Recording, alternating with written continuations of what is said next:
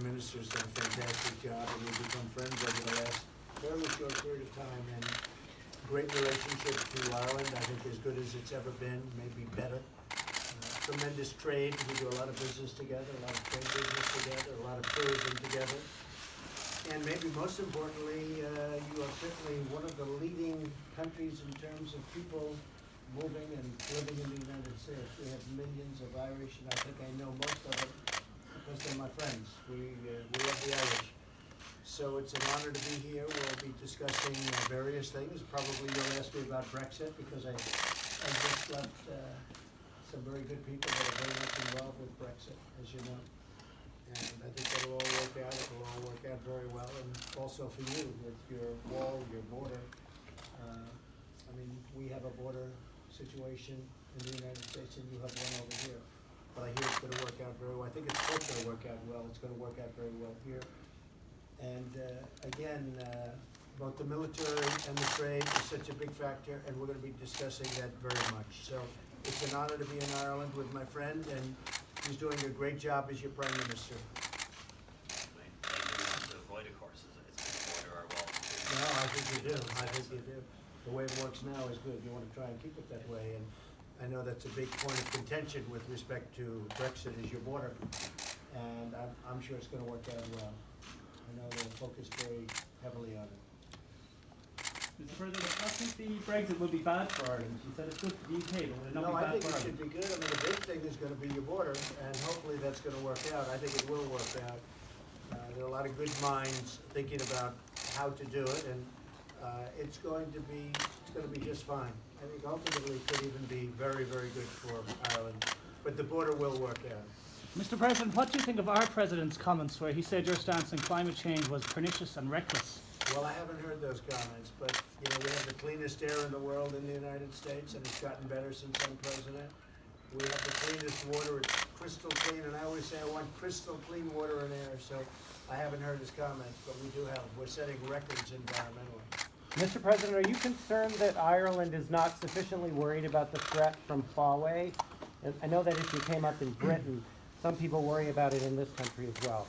Well, I know that, and we deal very closely, as you know, with your intelligence and your security, and we're working on that together, and I know you're concerned like we're concerned. We're all concerned about it, so we'll have it. Right. That's something that the Irish government is concerned about as well, and so we've been offered some further briefings, information from the US side, just to give us security briefing on that. And we'll do our own security analysis first, and then at the European level, but it is something that we're also concerned about. We're working on it together, very much with not only Europe, but with Ireland. Mr. President, you'll be spending a few days in Doonbeg. What's your plan? What will you be doing in Doonbeg? We'll be going there, and then, as you know, I'm making a trip tomorrow to Normandy. We had an incredible time today. This was just something that the likes of which few people have seen anything like it. We were with the Queen and the royal family, and we were with the Prime Minister, and it was something very special. Many of you were there. I think almost all of you were there, but it's been very well covered, and it was truly beautiful.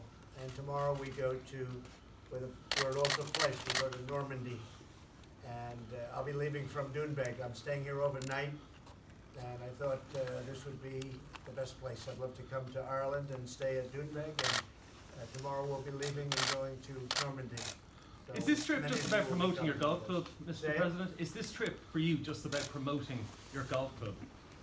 No, this trip is really about great relationships that we have with the UK, and I really wanted to do this stop in Ireland. It was very important to me because of the relationship I have with the people and with your Prime Minister. Mr. President, do you have a message for the people of Doonbeg? Access to the E3 visa. You give Irish citizens. Yeah, we're looking at that. We almost made it last time. It was one vote, you know that, and we're looking at that. I'm sure that's something we're going to discuss. And I spoke to the one vote, who's a great senator, by the way. And he really is. He's a great senator, and we think we're going to be successful. He's a terrific person. He doesn't mean to do any harm, that I can tell you. He was telling me he loves Ireland, actually. So I think we're going to be in good shape. We had just about a unanimous vote, and if we get a unanimous vote, we do something that they've been trying to do for a long time. So I want to do that for the people of Ireland, but I want to do it for the people that are in the United States that want this vote to happen, that happen to be of Irish descent. President Trump, as the USA's co-guarantors of the Good Friday Agreement, what assurances do you offer the government in helping to protect peace in Northern Ireland and avoid a hard border? Well, I think what's going to happen is, over the next period of time, first they're gonna have to see who's gonna be Prime Minister, and I think it's a very important decision. We'll see what happens over in the UK, because that's gonna be decision number one, who is going to be Prime Minister. And once that happens, that person will get in and try and make a deal, and maybe if they don't make a deal, they do it a different way. But I know one thing, Ireland's gonna be in great shape. Ireland is, a special place, it's gonna be in very good shape. I don't think the border's gonna be a problem at all.